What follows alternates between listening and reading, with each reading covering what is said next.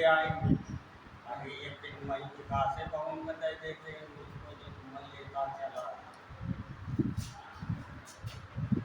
Phone ये करिए। बता, अब वो 3:30 बजे आएगा। कर लीजिए, मैंने रफीक बाबू को बता दिया। आगे हालांकि वो जो 2 स्टैंड है वो हम ही लोगों के हैं, हम लोग अपनी कोचिंग से लेके आए थे। तो ये वाला वो तीन थे आगे से, तो लगा दिया मैंने। अब एक कम पड़ रहा, 30,000 उसका का एंट्री दे बाद फिर एक वीडियो बना ली, क्लास चलवाइए, बाकी अब क्या है। वीडियो। अरे वो स्टैंड ले आना यार। ये बताओ कौन कौन से स्टैंड लिए हो? दो थे, एक कौन सा?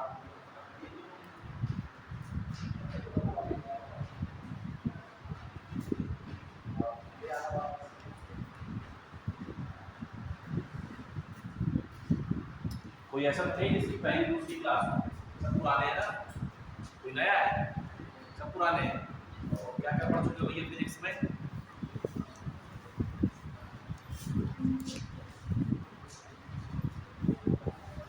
हाँ हाँ,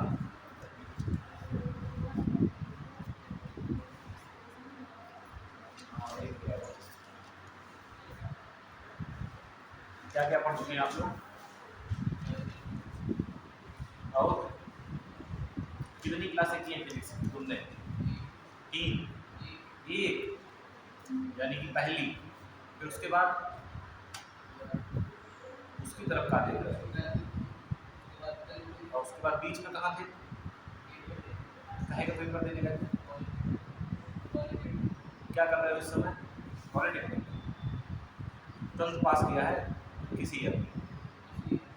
तब अभी रिजल्ट आएगा, कितने परसेंट आएगा? मैथ लिखते हो? किस स्कूल में थे? ये कहाँ है? तुमने कितनी क्लासें की है फिजिक्स? रेगुलर हो तुमने भैया? एक। कौन सी? पहली वाली। फिर कहाँ थे? फिर कहाँ थे? क्यों? कहाँ से?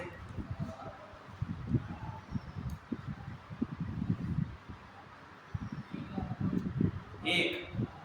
कौन सी? फिर कहाँ थे? कहे का पेपर? पॉलिटेक्निक करना है कि एमबीए करना है? किस साल का इंटर है? कहाँ से? कितना परसेंट आया? मैथ? बैठे बैठे रहो। कितनी क्लासें की हो फिजिक्स की? 3। कौन सी?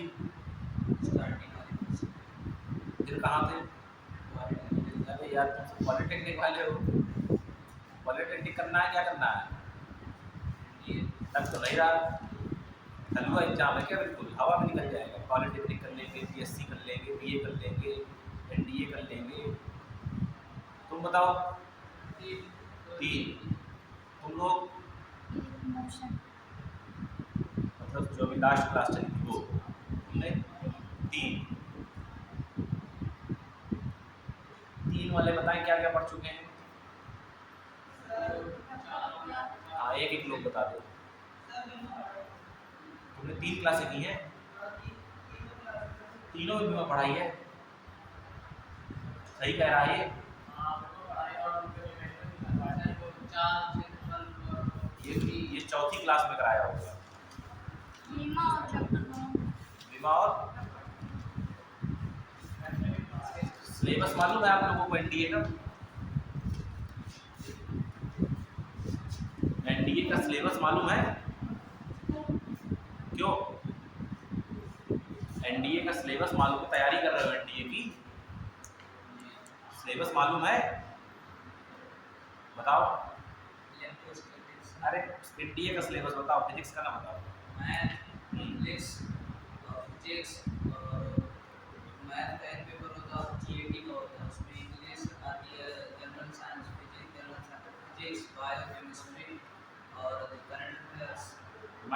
नंबर की आती है? इंग्लिश बाकी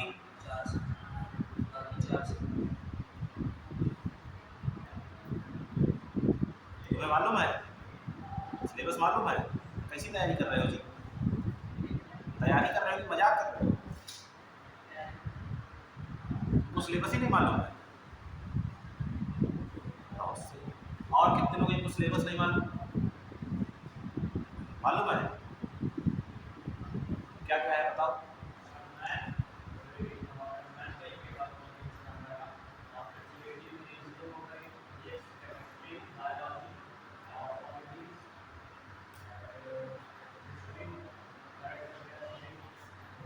कुछ नियम है पहले पेपर के क्या?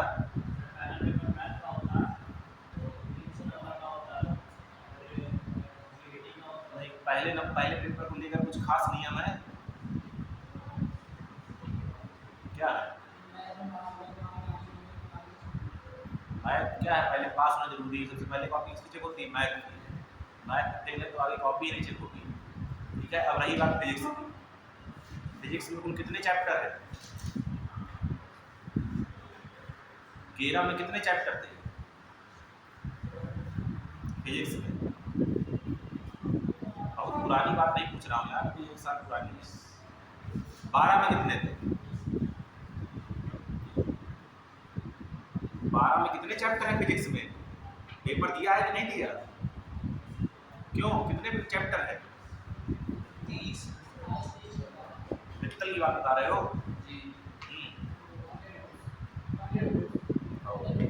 28-30 है। 11 में कितने ही होंगे, है कि नहीं? कितने हो गए टोटल? 60। और थोड़ा कम कर लेते हैं, 50 कर लेते हैं। ठीक है, और कम कर लेते हैं, 48 कर लेते हैं। ठीक, जो फिजिक्स की कुल क्लासें हैं आपके यहाँ के कोर्स में वो कुल है 8। कितनी है? 8 क्लासें पूरी फिजिक्स खत्म करनी है।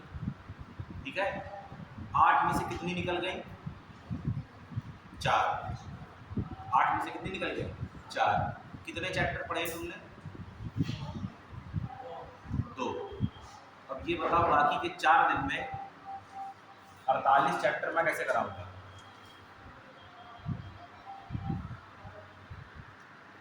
गलत तो नहीं कह रहा हूँ मैं, सही कह रहा हूँ मैं। 9th हाई स्कूल 11th की क्लास तो है नहीं, तुम 3 दिन जुम्मा पढ़ रहे हो, फिर 3 दिन तुम मोशन पढ़ोगे, फिर 3 दिन तुम ग्रेविटेशन पढ़ोगे।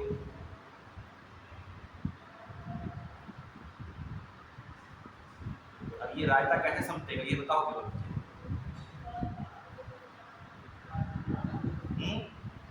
क्लासें भैया लखनऊ से सेट होके आती है। 8 क्लास में फिजिक्स खत्म करनी है। जैसे बायो की क्लास किसने किसने की है? कितनी क्लासें की पूरी? बायो की भी 7 क्लासें थी, 7 क्लासें बायो सर ने खत्म कर दी। इसी तरह 8 क्लास में फिजिक्स खत्म करनी है। इसी तरह 8 क्लास में केमिस्ट्री खत्म करनी है। न तो आप लोग को सिलेबस मालूम रहता है और जो आते हैं उनको भी नहीं पता रहता है। समस्या गंभीर है कि नहीं?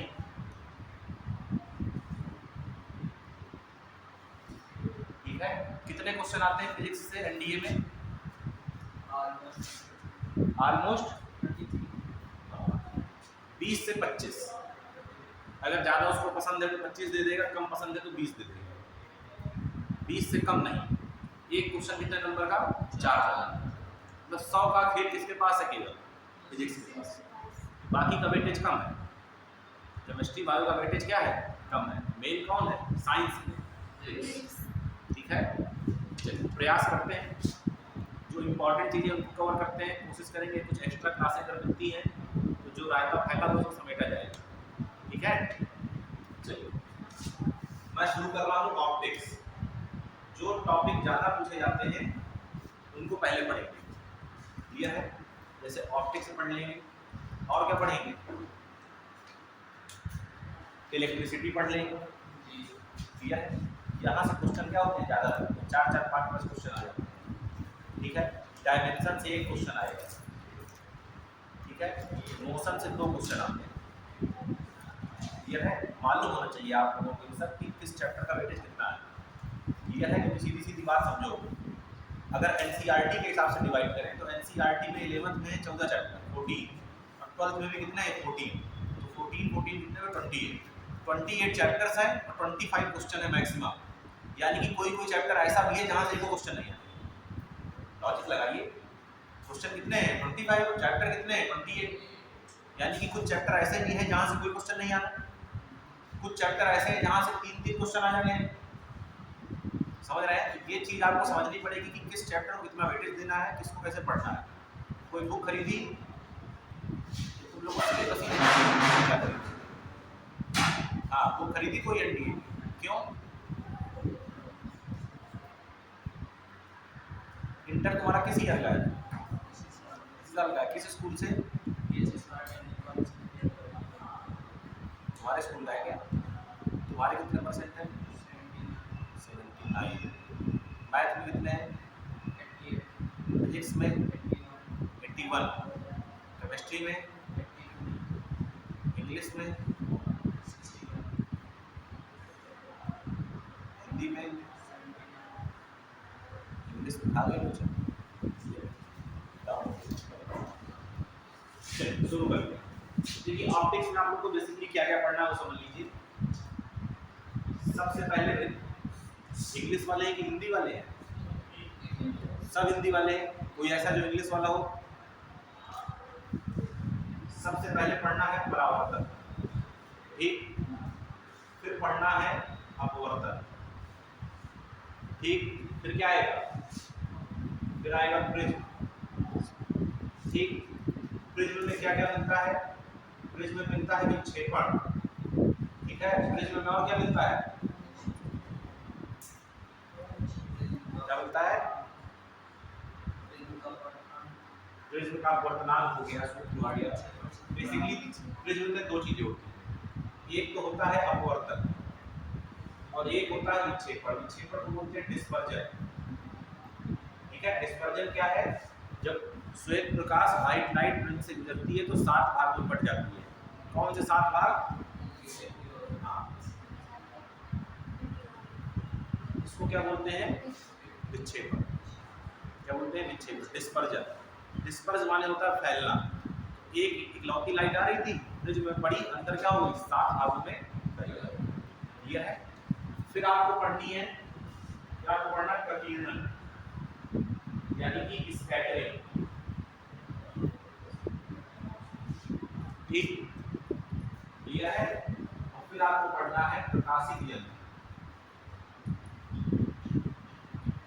इसमें से सूक्ष्मदर्शी और क्या है? समझ रहे हैं बात को? ये मेन टॉपिक है, ठीक है। इनसे क्वेश्चन भी लोग सटीक बनते हैं। सटीक बनने का मतलब ये है कि प्रकीर्णन से क्या आएगा?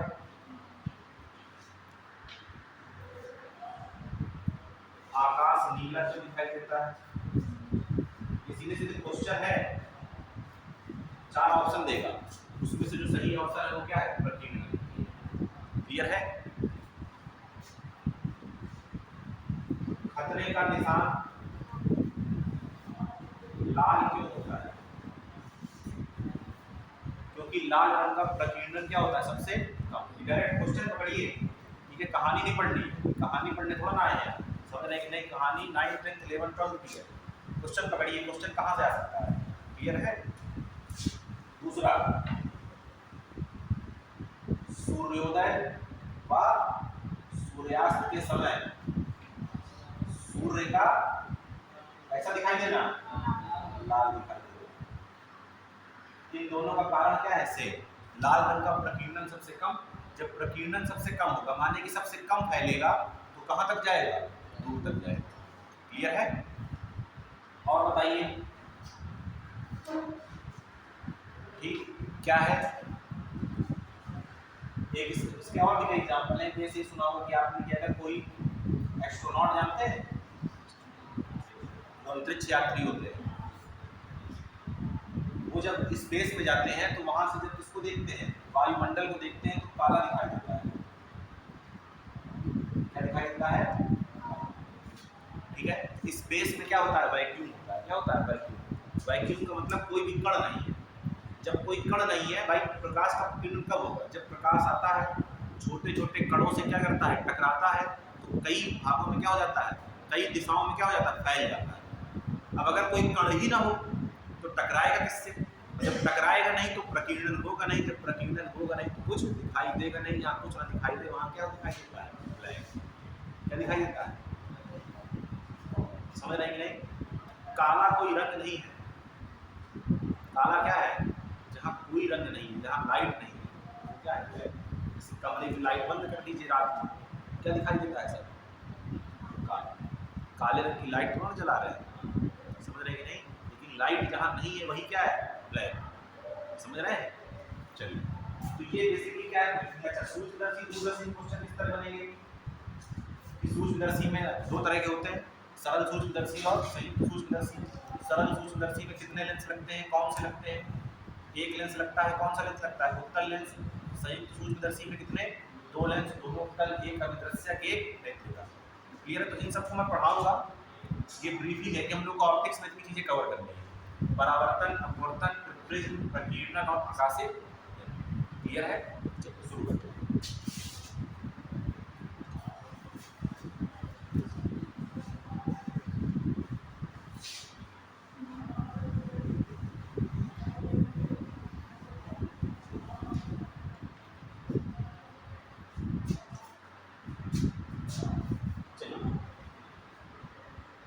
परावर्तन सब जानते हैं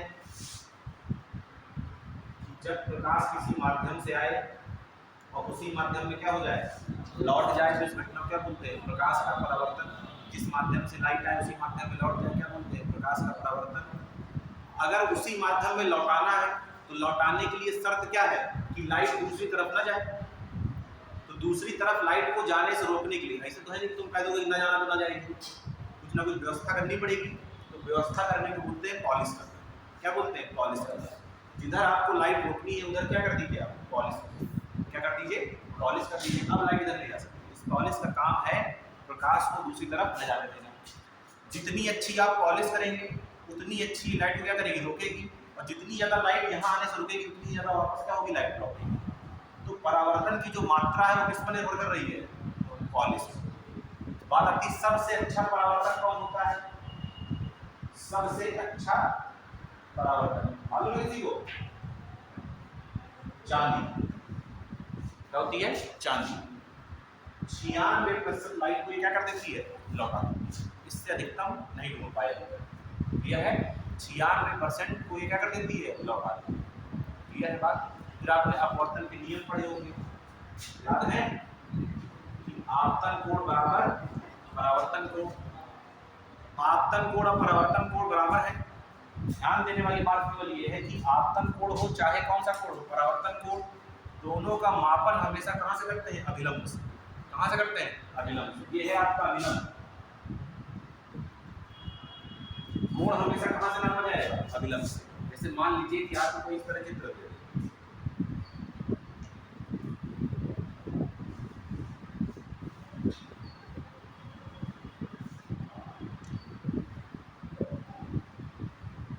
आपसे पूछे आर का मान बताइए। ये कोई प्रकाश किरण आ रही है, इसका क्या हो जा रहा है? परावर्तन। तो आपसे पूछ रहा है परावर्तन कोण का मान बताइए, कितना होगा? कितना होगा? 60। 30 कैसे हो जाएगा जी? ये 30 है, पूरा 90, तो ये कितना होगा? 60। और यही क्या है आपका आई। तो जो आई होगा वही क्या होगा? कोण हमेशा कौन सा देखना है? जो यहाँ से बनेगा, पृष्ठ से नहीं, कहाँ से? अभिलंब से। तो पहला नियम क्या है? आई बराबर। क्लियर है? और दूसरा नियम सब लोग जानते हैं क्या है कि आपतित किरण, अभिलंब और परावर्तित किरण तीनों एक ही तल में। बात क्लियर है? फिर हमें जो परावर्तन पढ़ना होता है वो कहाँ से पढ़ना होता है? दर्पण से। कहाँ से पढ़ना होता है? दर्पण से। दर्पण हमको पढ़ने 3 तरह के। पहला उत्तल दर्पण, दूसरा और तीसरा समतल दर्पण। तीसरा समतल दर्पण। ये दोनों जो उदाहरण है ये गोलीय दर्पण के उदाहरण है। इसके उदाहरण है गोलीय दर्पण। ठीक है? क्या होता है उत्तल दर्पण? ऐसा दर्पण जिसके भीतरी पृष्ठ में क्या की गई हो, पॉलिश की गई, और ऐसा दर्पण जिसके बाहरी पृष्ठ में पॉलिश की गई। समतल दर्पण का मतलब सीधा किसी भी एक तरफ पॉलिश। क्लियर है? अब आपको ये मालूम होना चाहिए कि अवतल दर्पण और उत्तल दर्पण में प्रतिबिंब कैसे कैसे बनते हैं। क्लियर है? क्योंकि सीधे सीधे क्या पूछता है कि बताइए कि अगर प्रतिबिंब इस तरह बन रहा है तो वस्तु कहाँ हो। तो ये आपको क्या होना चाहिए, मालूम होना चाहिए कि जब वस्तु कहाँ होती है तो प्रतिबिंब कहाँ बनता। तो अवतल दर्पण में कितने केस होते हैं? 6 केस। कितने होते हैं? और उत्तल में 2 केस। कितने केस? 2 केस। समतल दर्पण सबसे बढ़िया होता है, इसमें ज्यादा कहानी नहीं है। इसमें सिस्टम कैसे सीधा, दर्पण से जितनी दूर वस्तु, दर्पण के अंदर उतनी ही दूर पर क्या होगा उसका प्रतिबिंब। जितनी आकार की वस्तु उतनी ही आकार का प्रतिबिंब। ये बहुत सिंपल सिस्टम है। क्या? जितनी दूर वस्तु उतनी दूर प्रतिबिंब। जब आप जाते हैं कहीं बाल बाल कटाने दुकान में, तो जो बड़े बड़े शीशे लगे रहते हैं वो समतल दर्पण होते हैं। कौन से दर्पण होते हैं? समतल दर्पण। कैसे देखेंगे समतल दर्पण से? दूर खड़े हो जाइए, आपको अपना क्या दिखाई देगा? प्रतिबिंब दिखाई देगा। दर्पण की तरफ चलना शुरू करिए तो आप देखेंगे कि प्रतिबिंब आपकी तरफ आ रहा है, मतलब दर्पण से आपकी दूरी कम हो रही है तो प्रतिबिंब भी कहाँ आ रहा है? बाहर की तरफ। क्लियर है? समझ रहे हैं कि नहीं? जितनी दूर पास खड़े हो जाइए, जितनी दूर आप होंगे उतनी दूर अंदर क्या होगा? प्रतिबिंब होगा। समझ रहे हैं? लेकिन इन दोनों में ऐसा नहीं है, इन दोनों में निर्भर करता है कि वस्तु कहाँ रखी गई। क्लियर है? तो हम लोग को क्या पढ़ना है? अवतल दर्पण द्वारा प्रतिबिंब का बनना और उत्तल दर्पण द्वारा प्रतिबिंब का बनना। यहाँ प्रतिबिंब बनाना सीख जाए तो लेंस में अपने आप सीख जाएंगे। क्लियर है? किसी को याद है वस्तु कहाँ होती है तो प्रतिबिंब कहाँ बनता है?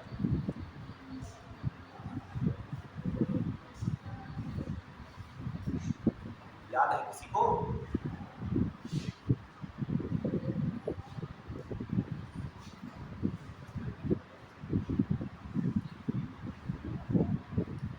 बताओ भाई। अभी अभी 12th पढ़ के आ रहे हो, हट गया था सिलेबस से, पढ़ा होता है। था इस बार सिलेबस में कि नहीं था? नहीं था, हट गया था। इसलिए क्या था? अपवर्तन। हाई स्कूल में पढ़ा होगा, ये नोट करना है किसी को? कोई आवश्यकता नोट करने की? आगे बढ़े, करना है।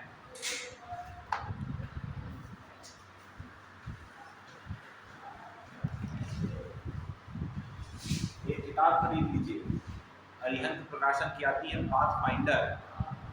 समझ रहे हो? ठीक है? और टाइम में काटने आ रहे हो तो काटते रहो। ऑलरेडी की खरीद ली हुई किताब, क्यों खरीदी कि नहीं? पेपर देने गए थे, कौन सा एंट्रेंस, क्या पूछा गया उसमें फिजिक्स से? बहुत सारा आया था, 25 क्वेश्चन। कुछ तो यहाँ के रहे होंगे। क्या आया था?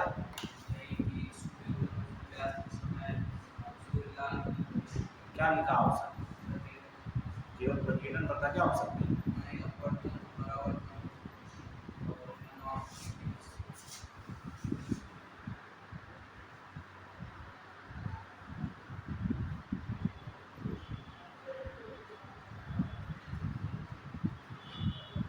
प्रतिबिंब बनने के लिए किन किन नियमों का पालन करके प्रतिबिंब बनाया जाता है? ध्यान से देखिए, कुछ बातें जान लीजिए पहले कि दर्पण का जो मध्य बिंदु होता है उसको बोलते हैं ध्रुव। क्या बोलते हैं?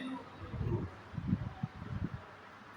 जिस गोले जिसको काटा गया है उस गोले का कोई केंद्र होगा, उसको क्या बोलते हैं? वक्रता के। क्या बोलते हैं? और P से C तक की दूरी कहलाती है वक्रता त्रिज्या। क्या कहलाती है? P और C के मध्य में एक बिंदु होता है जिसको बोलते हैं फोकस बिंदु। क्या बोलते हैं इसको? फोकस बिंदु। और ध्रुव से फोकस बिंदु तक की दूरी कहलाती है स्मॉल है, जिसको बोलते हैं फोकस बिंदु। क्या बोलते हैं? फोकस बिंदु। क्लियर है? नियम क्या है? 3 नियम है। पहला कि अगर कोई प्रकाश किरण मुख्य अक्ष के समांतर आती है तो वो परावर्तन के बाद कहाँ से जाती है? फोकस। कहाँ से जाती है? फोकस। क्लियर है? अगर कोई प्रकाश किरण फोकस से आ रही है तो परावर्तन के पश्चात मुख्य अक्ष की क्या हो जाती है, समांतर हो जाती है, दूसरा नियम। और तीसरा, अगर कोई प्रकाश किरण कहाँ से आ रही है, सी से, तो वो सी से ही वापस, यही 3 नियम है, इन्हीं से क्या बनता है, प्रतिबिंब बनता है। ये 3 नियम चाहे अवतल में हो चाहे उत्तल में, तीनों किसमें सेम है। अब जरा देखिए प्रतिबिंब का बन रहा है। पहला, जब वस्तु कहाँ रखी हो, अनंत, ठीक। एक बनाइए अवतल दर्पण,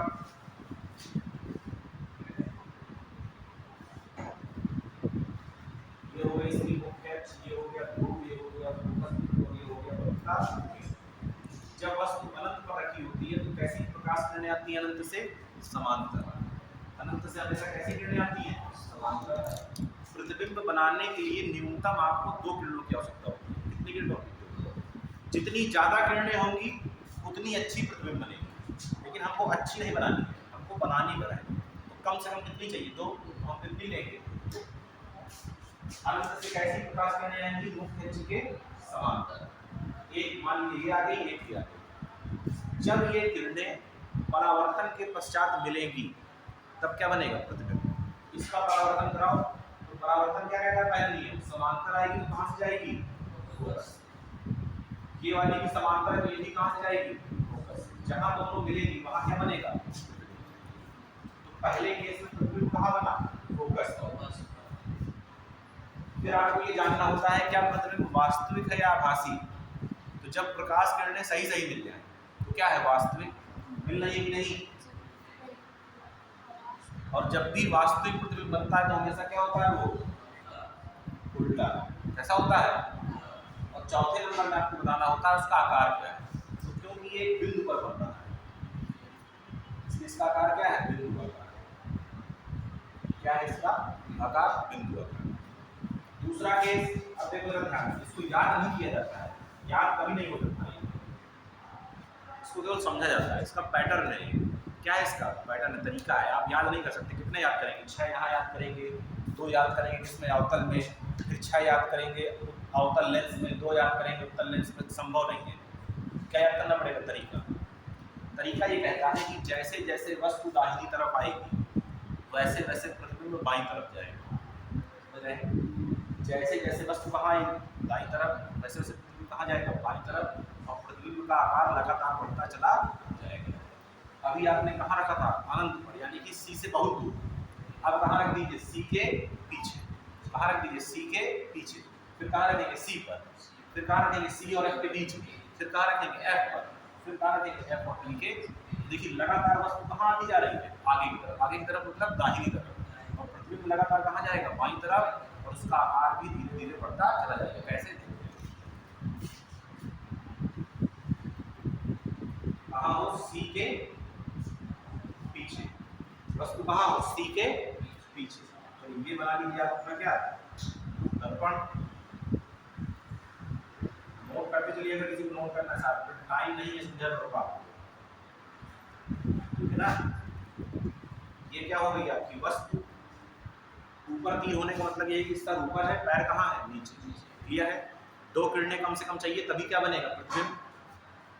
एक किरण भेजिए मुख्य अक्ष के समांतर, तो जो समांतर वाली होती है वो कहाँ से जाती है, फोकस। और दूसरी को भेजिए कहाँ से, फोकस से, तो ये क्या हो जाएगी, मुख्य अक्ष के समांतर। देखो यहाँ दोनों मिल रही है तो यहाँ क्या बनेगा, प्रतिबिंब A डैश। ध्यान से देखिएगा, वस्तु कहाँ आई, इधर। प्रतिबिंब पहले कहाँ था, यहाँ कहाँ खिसक गया, इधर। पहले बिल्कुल छोटा था, अब थोड़ा सा बड़ा हुआ है, लेकिन अभी भी वस्तु से क्या है, छोटा। वस्तु से भी क्या है, छोटा।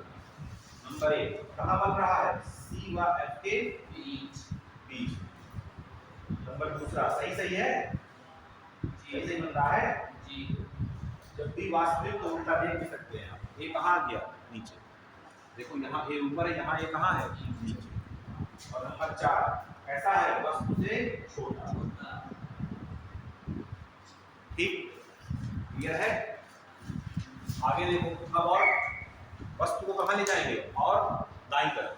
तो सी के पहले था बहुत दूर अनंत पर, फिर सी के पीछे, अब कहाँ रखना है, सी पर। कहाँ रखी है वस्तु? सी पर। ये हो गया P, ये हो गया F और ये हो गया C। और वस्तु कहाँ रखनी है? C पर। एक किरण कहाँ भेजी? समांतर। कहाँ से जाएगी? फोकस से। एक को कहाँ से भेजेंगे? फोकस से। कहाँ चली जाएगी? समांतर। यहाँ क्या बन जाएगा? बिंदु। देखिए वस्तु और इधर आई, अभी C और F के बीच में था, ये थोड़ा और खिसक गया। ये राइट जा रहे हैं, ये कहाँ जा रहे हैं? लेफ्ट। आकार थोड़ा और बड़ा हो गया। बड़ा मतलब कि पहले अभी तक यहाँ वस्तु से क्या था? छोटा, अब वस्तु के क्या हो गया? बराबर। यही इंपॉर्टेंट केस है। कहाँ बन रहा है? सी पर। जब वस्तु सी पर तो प्रतिबिंब भी कहाँ है? सी पर। कैसा है? वास्तविक। कैसा है? उल्टा। और कैसा है? वस्तु के आकार। ठीक पूछ लेता है कि बताइए कहाँ रखी होगी वस्तु, उसका प्रतिबिंब कहाँ बने? जहाँ वस्तु रखी है और उसी के आकार में। केवल एक पोजीशन, चाहे दर्पण की बात करें चाहे लेंस की बात करें। समझ रहे हैं? लेंस में भी यही कंडीशन है, सी पर रखेंगे तो सी पर बनेगा। और कैसा बनेगा? उसी के आकार का। नोट कर लो जरा जल्दी से।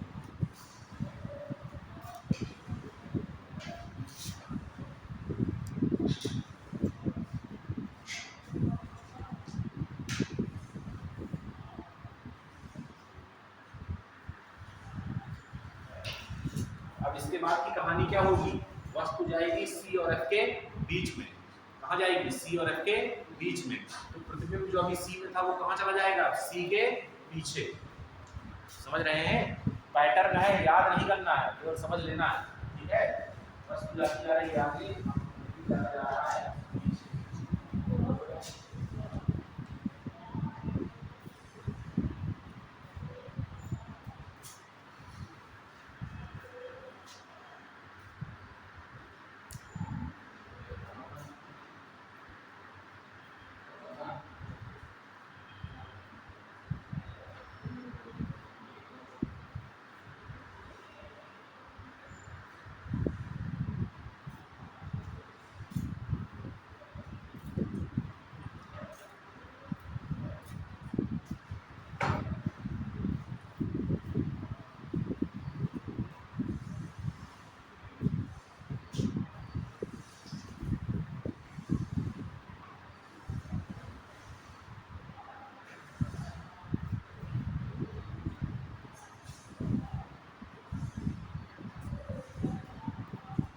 गया?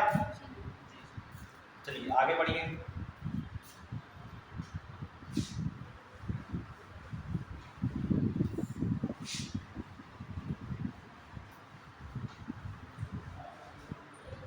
देखो सी पर रख दिया, कहाँ रखना है? सी और एफ के बीच। सी व एफ के बीच। चलिए रखिए।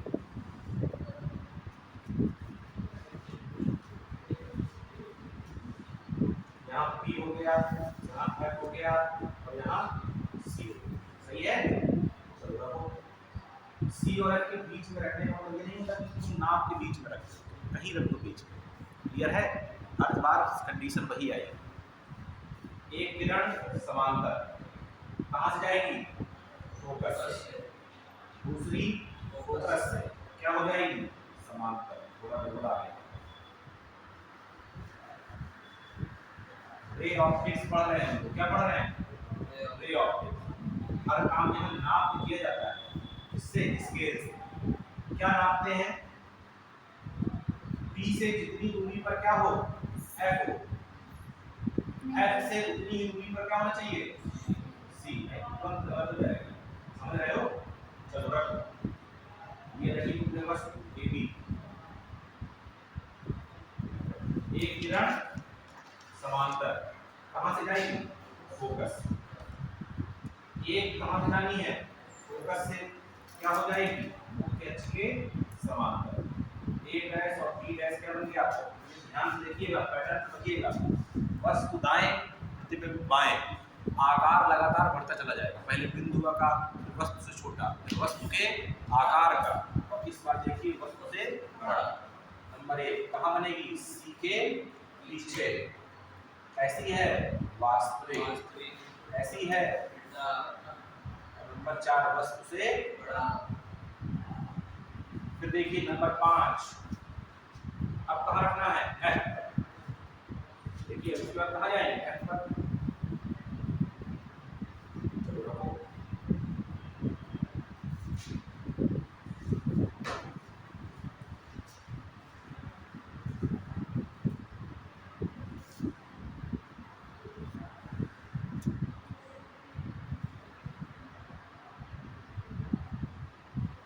एक किरण कहाँ से देखनी है, समांतर, कहाँ से जाएगी, फोकस से। सही है। अब ध्यान से देखो, अभी तक तुम बार बार दूसरी किरण को फोकस से भेज रहे थे, अब नहीं भेज पाओगे क्योंकि तुमने फोकस पर क्या रखी है बस। अब बारी है तीसरे नियम का प्रयोग करने की। हम एक किरण भेजेंगे यहाँ से इस तरह, ठीक। दर्पण को ये नहीं मालूम है कि किरण कहाँ से आ रही है, उसको केवल ये मालूम है कि प्रकाश है और सीधी रेखा में चलता है, सीधी रेखा। तो जब ये देखेगा कि अच्छा ये यहाँ से आ रही है तो ये बुद्धि लगाएगा कि यहाँ से आ रही है, इसका मतलब ये सीधी आ रही होगी कहीं से। सीधी आने का मतलब कहाँ से आ रही है, सी से। और अगर ये सी से आ रही है तो इसको वैसे ही क्या कर देना है, लौटा देना है, ठीक। दोनों किरणें कैसी हैं, समांतर। कहाँ मिलेंगी, अनंत पर। कहाँ बनेगा, अनंत पर। सही सही मिलेंगी, मिलेगी। हम मानते हैं ना ऐसा मैथ में कि समांतर किरणें कहाँ मिलती है, अनंत पर। कैसा बनेगा, वास्तविक। कैसा बनेगा, उल्टा। नंबर 4, वस्तु से बहुत बड़ा, वस्तु से बहुत बड़ा। क्लियर है। और लास्ट स्पेशल केस, ये इसका यूज कहाँ करते हैं, ध्यान दीजिए। गाड़ियों की हेडलाइट, कौन सा दर्पण लगा रहता है, अवतल दर्पण। बल्ब कहाँ रखते हैं, अवतल दर्पण के फोकस पर। कहाँ रखते हैं, अवतल दर्पण के फोकस पर। भाई आप जो टॉर्च यूज करते हैं घरों में, आप क्या चाहते हैं कि लाइट दूर तक जाए, यही तो चाहते हैं। अच्छी टॉर्च कौन, उसकी लाइट कहाँ तक जाए, दूर तक। बाइक की लाइट, कार की लाइट में भी हम लोग क्या चाहेंगे कि दूर तक दिखाई दे। रात के समय में दूर तक जाने का मतलब क्या है, जितनी दूर तक अधिकतम जा सकते हैं। करते क्या है, बल्ब को रखते हैं दर्पण के फोकस पर। तो जो किरणें निकलती हैं दर्पण से परावर्तन के बाद वो क्या चलती है, समांतर। समांतर किरणें ही सबसे दूर तक जाती है। कहाँ तक जाती है, सबसे दूर तक। जाना कहाँ तक है, अनंत तक। अनंत का मतलब ये नहीं कि अनंत, कहाँ है अनंत, अनंत।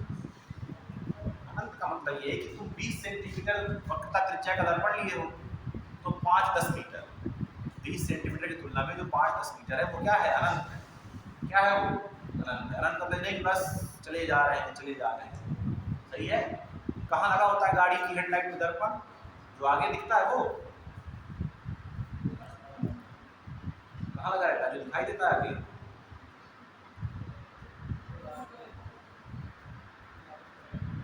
कहाँ रहता है, हाँ, गाड़ी की हेडलाइट में मोटरसाइकिल की दर्पण कहाँ लगा रहता है,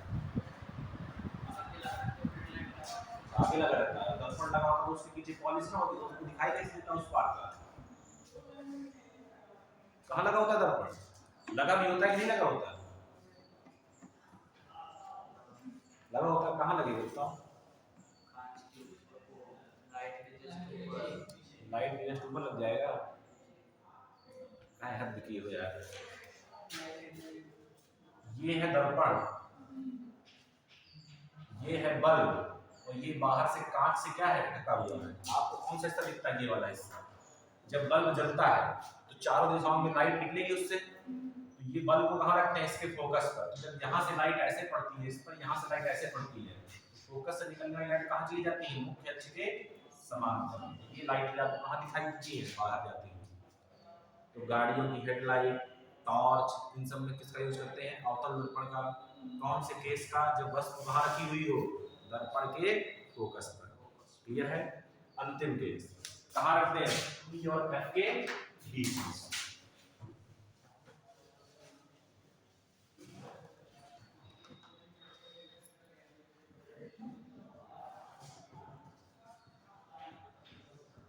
ये स्पेशल केस है।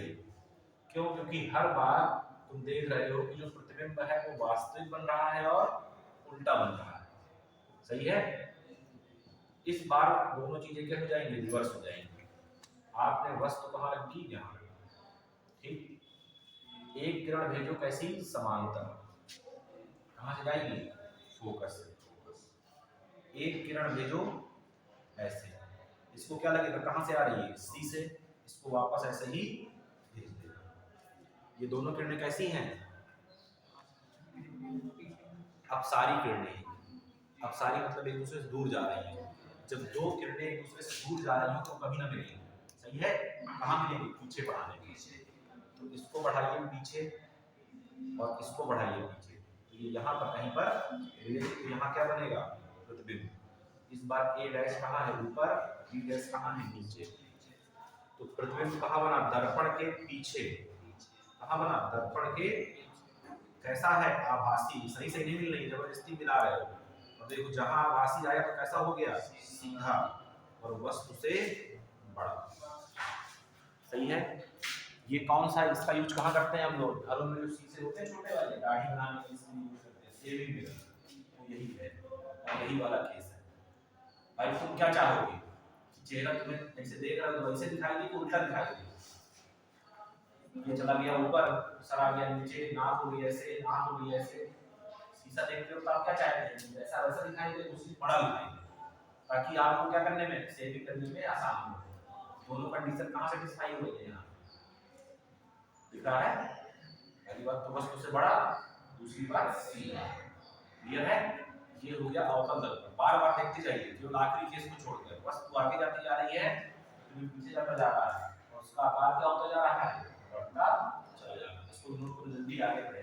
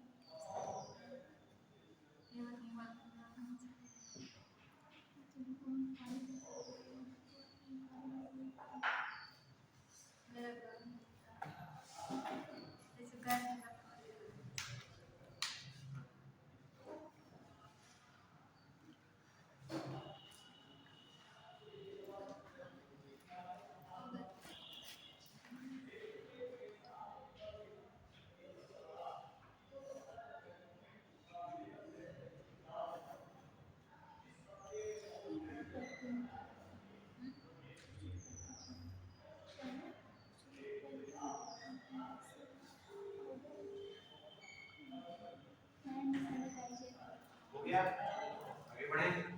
चलिए आइए अब उत्तल दर्पण में। उसमें केवल दो ही केस है।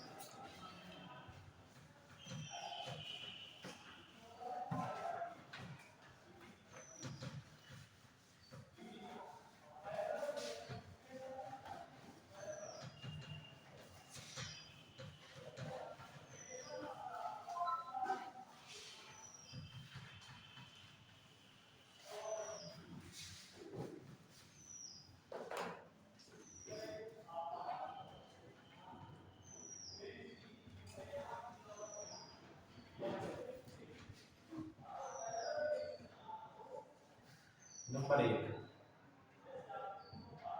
जब वस्तु कहाँ रखी हो? देखिए ये है आपका अवतल दर्पण। ठीक है, जरा दिमाग लगाना कि इसका गोला कैसे पूरा हो रहा होगा? इस तरह जी, सही है कि नहीं? तो इसका जो वक्रता केंद्र है वो कहाँ होगा? यहाँ कहीं हो। देखो इस तरह गोला पूरा होगा, तो इसका फोकस कहाँ होगा? यहाँ कहीं। सही है? वस्तु कहाँ रखेंगे, उधर की इधर? उधर तो पॉलिश है ना, हमेशा वस्तु कहाँ रखते हैं, दूसरी तरफ। तो पहला केस क्या है, वस्तु अनंत पर रखी है, तो अनंत पर रखी वस्तु कैसी किरणें आएंगी, समांतर। ये क्या करता है, किरणों को क्या कर देता है, परावर्तित करना, उधर तो जाने नहीं देगा, यहाँ भेजेगा।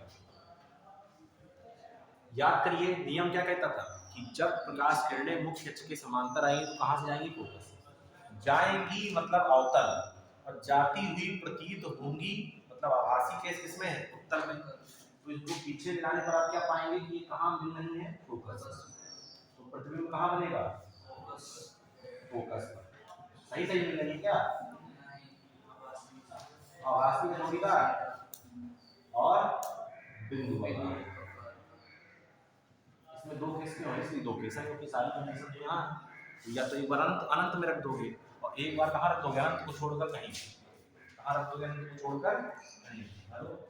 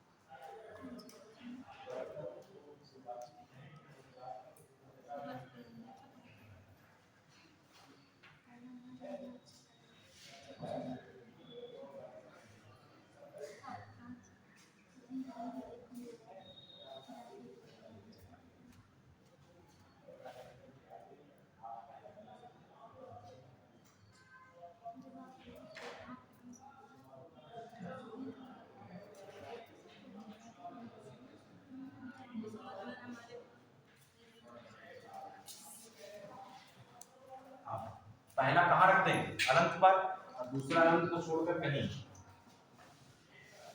जब वस्तु अनंत को छोड़कर कहीं भी रखी, कहीं भी का मतलब कहीं भी, ठीक है, तुम बता दो यहाँ रखेंगे। ये हो गया P, ये हो गया F और ये हो गया C। चलो तो कहाँ रखनी है, यहाँ यहाँ यहाँ यहाँ यहाँ यहाँ कहाँ, कहीं भी, आइडियल यही है, कहीं भी। चलो यहाँ रखो, ठीक। एक किरण भेजिए समांतर, ये इसको इस तरह परावर्तित करेगा कि पीछे मिलाने पर ये कहाँ जाएगी, फोकस। दूसरी किरण को भेजिए कहाँ, इस तरह, ये कहाँ जाती हुई समझ में आए, सी पर, ये सी से ही वापस लौटेगी। देखो यहाँ वो क्या कर रही है, टकरा रही है, तो यहाँ क्या बनेगा, क्लियर है। कहाँ बन रहा है, P और F के बीच में। सही सही बन रहा है क्या, सही सही बन रहा है, सही से बन रहा है। आभासी का जोड़ीदार कौन है, और कैसा है, वस्तु से छोटा। सीधा प्रतिबिंब किसने किसने बनाया, अवतल ने भी और उत्तल ने भी, बनाया कि नहीं, अवतल ने केवल एक बार बनाया, आखिरी बार। दोनों के सीधे प्रतिबिंब में क्या खास बात थी, उसका प्रतिबिंब वस्तु से बड़ा और इसका प्रतिबिंब वस्तु से छोटा। इसका प्रयोग कहाँ करते हैं,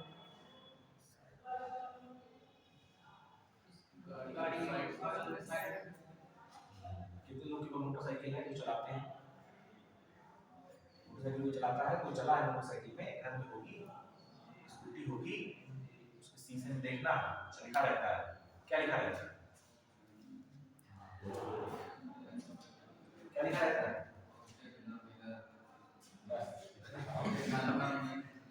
इतना तो सही लिखा है, objects in the mirror are closer than they appear.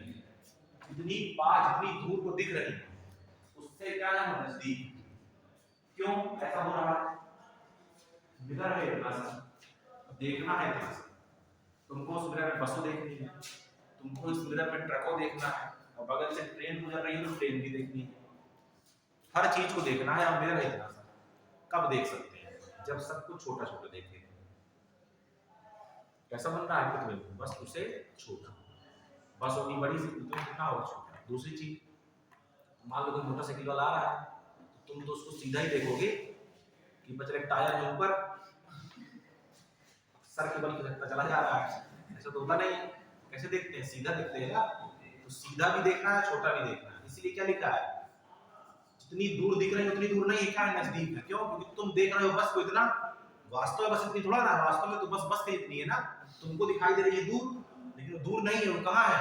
नजदीक है। इसलिए वो चीज लिखी रहती है वहां पर। तो अवतल दर्पण का प्रयोग दो जगह है, एक तो गाड़ियों की हेडलाइट में, टार्च में, और दूसरा होता है कहाँ? सेविंग मिरर में। इसका यूज गाड़ियों के साइड मिरर में, साइड मिरर में। यह है कंडीशन मालूम है दोनों की क्या है? हेडलाइट के लिए ऑब्जेक्ट फोकस करनी होनी चाहिए, और सेविंग मिरर वाले केस में ऑब्जेक्ट फोकस और पोल के बीच में, मतलब ध्रुव और फोकस बिंदु के बीच में। क्लियर है? फिर इसके बाद कहानी आती है क्योंकि दर्पण सूत्र, इसकी कहानी आती है दर्पण सूत्र की।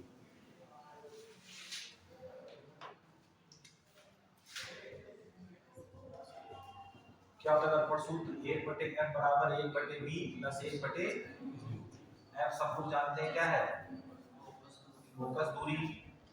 u का मतलब कहां से? दूरी हमेशा नापते हैं p से। क्या है ये? प्रतिबिंब की दूरी। सही है? कहां से नापते हैं? p से। कोई भी दूरी होगी वो कहां से नापी जाएगी? p से।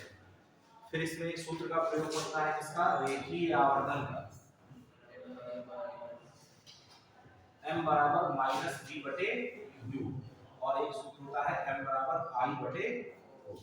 i क्या है? इमेज, साइज ऑफ इमेज, और o क्या है? वस्तु का। क्लियर है? अब जैसे देखो यहीं से क्वेश्चन बन सकता है क्या, कि समतल दर्पण के लिए, इसके लिए m बराबर कितना होगा? 1। क्यों? मैंने बताया समतल दर्पण कॉन्सेप्ट सिस्टम की क्या है? सीधा जितनी दूर वस्तु उतनी दूर प्रतिबिंब, जितनी बड़ी वस्तु उतना बड़ा प्रतिबिंब, यानी कि i और क्या हो गए? बराबर। जितना वस्तु उतनी प्रतिबिंब। जब i से बराबर हो जाएगा दोनों कट जाएंगे, कटने कितना आ जाएगा? ये। क्लियर है? और किस इसका आवर्धन नहीं हो सकता है। आवर्धन एक और किसका हो सकता है?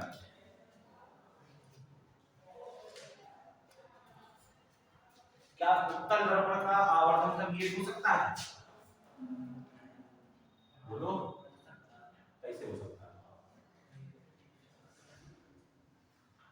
आवर्धन एक होने का मतलब है उत्तल में कहाँ हो सकता है? एक बार तो फोकस तो बन रहा है, दूसरी बार वस्तु से छोटा बन रहा है, एक होने की कोई संभावना नहीं। अवतल में हो सकता है।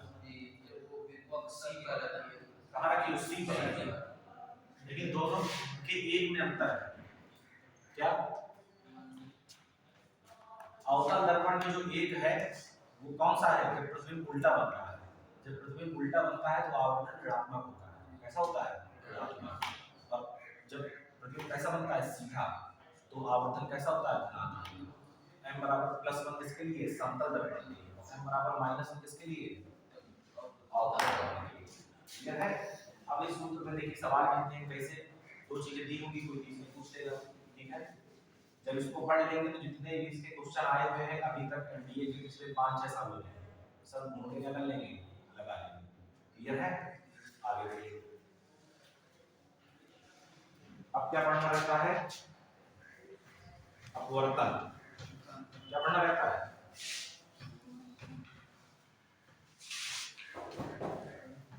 क्या है अपवर्तन?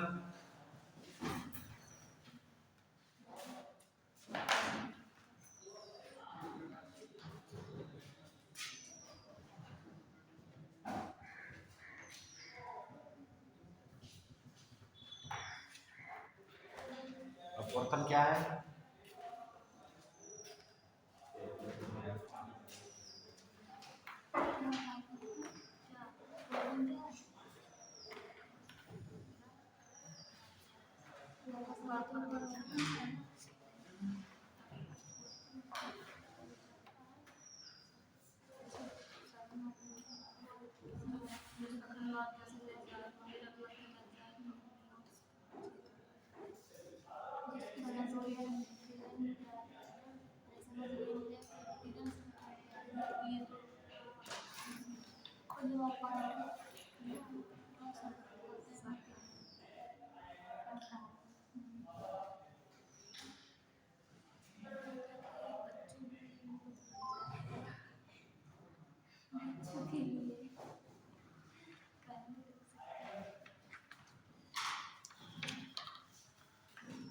हाँ, क्या भैया बर्तन?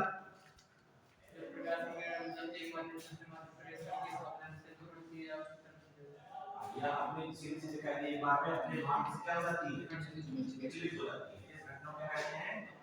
अपवर्तन। जब प्रकाश किरण किसी एक माध्यम से दूसरे माध्यम में क्या होती है, प्रवेश करती है, तो अपने मार्ग से क्या जाती है, विचलित। अब तुम्हें एक जगह से दूसरी जगह प्रवेश कराना है, तब पालित ना कर देना, ठीक है? तो मान लीजिए प्रकाश किरण आई, तो हो सकता है ये ऐसे चली जाए, या हो सकता है ये ऐसे चली जाए। देखो जाना था इसको ऐसे, एक बार दूर हो गई, एक बार कहाँ हो गई, यहाँ। ये क्या है आपका, ये है। ये समझने के लिए कि कब दूर हटती है, कब पास आती है, इसके लिए आपको जानना पड़ेगा कि माध्यम कितने प्रकार के होते हैं। तो माध्यम दो होते हैं, सघन माध्यम और विरल माध्यम। क्या अंतर है दोनों में, क्या परिभाषा है दोनों की, कैसे पहचानेंगे कौन सरल सघन है, कौन क्या है विरल है, क्या पहचान है इनकी? उदाहरण बता रहे हैं।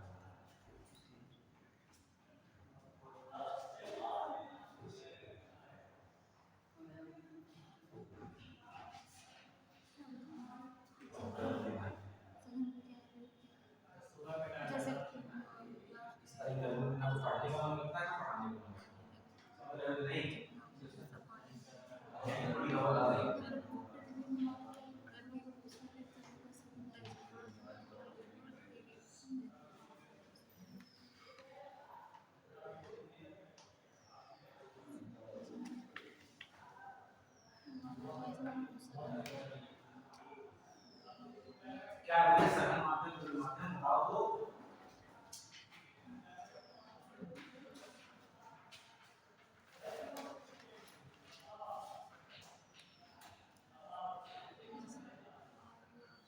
कुछ तो मालूम होगा। सघन से विरल जाएगी तो कहाँ जाएगी? सघन से विरल जाएगी तो कहाँ जाएगी? विरल से सघन जाएगी क्यों? क्यों भैया क्यों?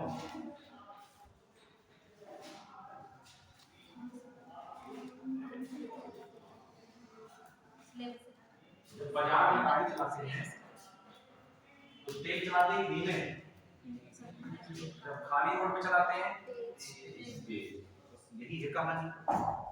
सघन माध्यम माने जिसमें भीड़ क्या हो जाता है, भीड़ क्या हो जाता है, कहीं भी भीड़ आदमियों की नहीं, कणों की। कहाँ की कण? उस माध्यम की। इसमें माध्यम के कण कहाँ हो, पास पास हो। कौन सा माध्यम? सघन माध्यम के कण कहाँ हो, पास पास। जैसे बाजार में जाते हैं आदमी सब कहाँ होता है, पास पास है कि नहीं? खाली जगह चलते हैं तो आदमी कहाँ होते हैं? अब यहाँ पर किसकी चाल की बात करनी है? प्रकाश की चाल। ऐसा माध्यम जिसमें प्रकाश किरणें तेज गति से चलती है। तेज गति से चलने मतलब क्या है? भीड़ नहीं है, खाली है। कौन सा माध्यम? विरल माध्यम। इसमें प्रकाश किरणें धीमी गति से चलेगी। धीमी गति से कब चलेगी? भीड़ माध्यम किरण कहाँ होंगे? पास पास। तो क्या होगा? सघन। अब कैसे पता लगाएं कि कोई माध्यम सघन है कि विरल? तो इसको जानने के लिए हमारे पास एक भौतिक राशि होती है, इसको बोलते हैं क्या? अपवर्तनांक। क्या बोलते हैं? अपवर्तनांक। अपवर्तनांक क्या बताता है कि कोई माध्यम कितना सघन है। अपवर्तनांक क्या बताता है? कोई माध्यम कितना सघन है। अगर अगर किसी माध्यम का अपवर्तनांक ज्यादा, अपवर्तनांक जानते हैं ना, इसे दिखा देते हैं। लोग n से दिखाते थे, कुछ लोग म्यू से दिखाते थे। जिस माध्यम का अपवर्तनांक ज्यादा होगा वो माध्यम ज्यादा सघन। जैसे आप इस तरह कहते हैं कि एक प्रकाश किरण 1.5 अपवर्तनांक वाले माध्यम से 2 अपवर्तनांक वाले माध्यम में जा रही है। तो बताइए कहाँ की तरफ होती है? तो आप दिमाग लगाएंगे कि 1.5 है और 2 वाला सघन होगा, 1.5 क्या होगा? विरल होगा। तो विरल से कहाँ ये सघन में, जो विरल से सघन में कहाँ जाएगी? विरल की ओर। विरल से सघन में जाएगी कहाँ? विरल की सघन से विरल, विरल से क्लियर है। दोनों ही दशाओं में अपने मार्ग से क्या हो जा रही है? इस घटना क्या बोलते हैं? क्या बोलते हैं इसको? अपवर्तन।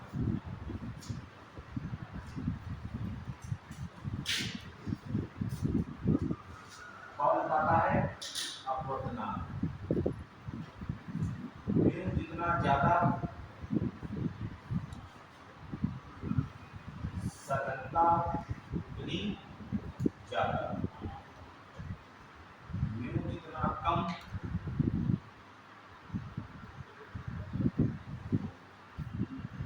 विरलता उतनी ज्यादा। कैसे पहचानेंगे? म्यू को देखकर, यानी कि अपवर्तनांक को देखकर। अपवर्तनांक ज्यादा तो सघन, अपवर्तनांक कम तो विरल। क्लियर है? फिर सघन से विरल, अविलंब से दूर, विरल से सघन,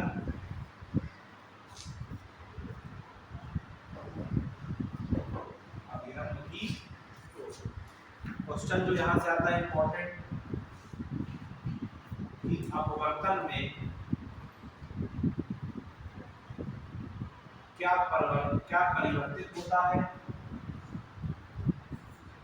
और क्या नहीं। अपवर्तन की घटना में, जैसे क्वेश्चन पूछे अपवर्तन की घटना में इनमें से क्या परिवर्तित नहीं होता है, ये क्वेश्चन क्या परिवर्तित हो जाता है, ये दूसरा क्वेश्चन। तो ध्यान देंगे, आवृत्ति नहीं परिवर्तित होती। ठीक है? वेग हो गया क्या टाइम? हो गया होगा, चाहिए। वेग और तरंग दैर्घ्य क्या हो जाते हैं? क्लियर है? क्या परिवर्तित होगा? वेग और तरंग दैर्घ्य। क्या नहीं परिवर्तित होगी? आवृत्ति। बहुत इंपॉर्टेंट क्वेश्चन है, ध्यान दीजिएगा। आया था? यही आएगा और क्या आएगा? हाँ, क्या हो गया? हाँ, नोट कर लो, नोट कर लो।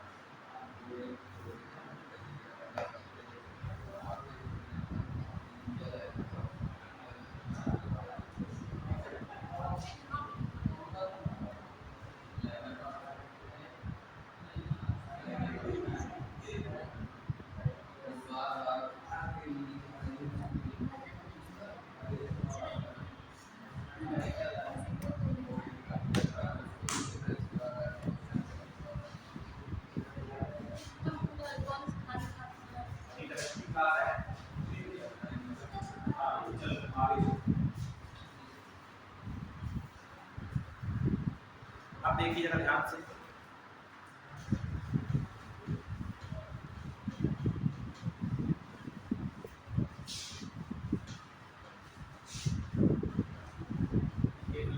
रखिएगा। ये क्यों हो रहा है ये भी ध्यान रखिएगा। एक सूत्र होता है, अगर आपने पढ़ा हो v बराबर f लैम्डा, ये होता है वेग, ये होती है आवृत्ति, होती तरंग है। क्लियर है? आप इसको बदलना नहीं है, तो बचा कौन? ये समझ रहे हैं ना? ये तीनों का सूत्र होता है, इसको बदलना नहीं है, कौन बदलेगा? ये। क्लियर है? वेग और तरंग है। क्लियर है? कोई पूछे अपवर्तन का कारण बताइए, तो अपवर्तन क्यों होता है? तो इसीलिए होता है, हर माध्यम में प्रकाश की चाल अलग अलग, जब चाल अलग अलग, तो मान लो अचानक से तुम जा रहे थे फुल स्पीड में विरल माध्यम में, और अचानक से भीड़ आ गई, तो दाएं बाएं होना पड़ेगा, नहीं होना पड़ेगा? दाएं बाएं होने का मतलब क्या है? अपने मार्ग से स्थित होकर। अब जो हम लोग का अपवर्तन पढ़ना है वो कहाँ से पढ़ना है? लेंसों से। कहाँ से? लेंस से। दो तरह के लेंस पढ़ने हैं, उत्तल और कभी कभी इनमें मिक्स कर देता है कुछ चीजें, जो मिक्स करता है वो बता दूंगा। एक समतल कर देगा, एक उत्तल कर देगा, एक समतल कर देगा, एक अवतल कर देगा, उससे बदल तनाव नहीं लेना है। जैसे मान लीजिए उत्तल की बात करें, देखो जो काम वहां अवतल दर्पण का, वो काम यहाँ उत्तल लेंस का। प्रतिबिंब बनने में बिल्कुल सेम सेम कंडीशन से नहीं, कुछ भी अलग नहीं। देखो जिस तरह वहां पे क्या होता है? ध्रुव होता है, उस तरह यहाँ पर वो होता है प्रकाशिक केंद्र। क्या होता है? ठीक। अब देखो इसमें क्या किया गया है? दो गोलीय पृष्ठ लिए गए हैं, एक इस तरह का था और एक इस तरह का था, दोनों को मिला दिया है कि नहीं? ये वाले का गोला इस तरह पूरा हो रहा होगा, इस वाले का ये हिस्सा काट लिया गया और इस वाले का ये हिस्सा काट लिया गया। ये गोला था, इसका इतना हिस्सा काट लिया, एक गोला ये वाला था, इसका हिस्सा ये काट लिया। तो इस गोले का कोई केंद्र होगा यहाँ पर, और इस वाले गोले का भी कोई केंद्र होगा। इसको कह देते हैं C1 और इसको कह देते हैं C2। इसके लिए कोई नियम नहीं है, कोई इसको C1 मानता है, कोई इसको C1 मानता है, जो इसको C1 मानेगा वो इसको C2, जो इसको C1 मानेगा उसको C2। हमने क्यों माना है? यहाँ से चले तो जो पहले कौन सा पृष्ठ मिला, ये वाला, इसका केंद्र कहाँ है? यहाँ, इसलिए इसको क्या मान लिया? 1, इसको क्या मान लिया? प्रकाशिक केंद्र और C1 C2 को मिलाने वाली रेखा क्या होती है? मुख्य अक्ष। क्या होती है? मुख्य अक्ष। वहां पर भी यही था, P था और क्या था? C था। और P और C के मध्य में क्या था? फोकस बिंदु। तो यहाँ भी फोकस होंगे, लेकिन कितने होंगे? दो, एक इस वाले पृष्ठ का यहाँ कहीं पर और इस वाले पृष्ठ का। क्लियर है? यहाँ भी प्रतिबिंब बनने के 3 नियम। पहला क्या है? अगर प्रकाश किरण समांतर आई, देखो तुम लोग करते जाते हैं ऐसे बनाते हो,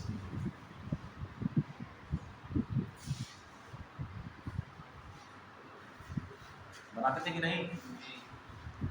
जब तुम लोग क्या करते थे? ऐसे लाते थे और ऐसे थे, सही है? ये हो जाता था जादू। क्या हो जाता था? हाँ हाँ,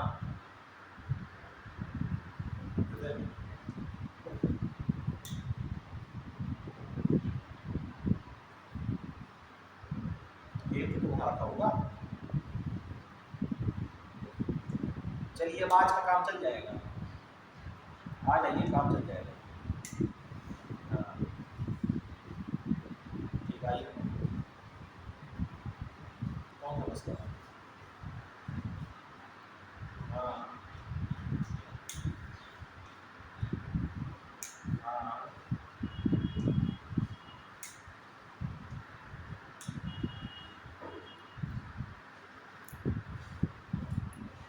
इसको मैं आपको आती है।